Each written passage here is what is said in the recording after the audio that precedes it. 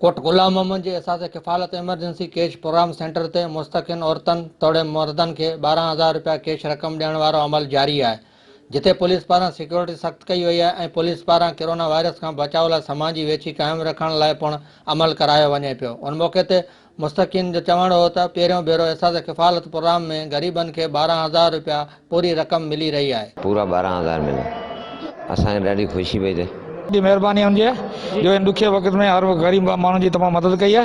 असांखे तमामु इन ॻाल्हि जी ख़ुशी थी है। 1000 रुपये भेजे हैं। हम मजदूर आदमी हैं जो लोहे के काम करते हैं, इसकी वजह 1 महीना हमारा कारोबार बंद है। लॉकडाउन सबब केतरनि ई बेरोजगार मजदूरनि पोरितनि के वज़ीर आज़म पाकिस्तान जे शुरू कयल एसास किफ़ालत एमरजेंसी कैश प्रोग्राम में 12,000 रुपया ॾियण वारो अमल सारा जोॻो आहे, जंहिंसां केतिरनि ई ग़रीब ख़ानदाननि जे घरनि जा चुल्हा ॿरी रहिया आहिनि। कैमरामैन शाहिल ख़ासकली सां गॾु जावेद कालरोज़, सन टीवी न्यूज़, कोट गुलाम मोहम्मद।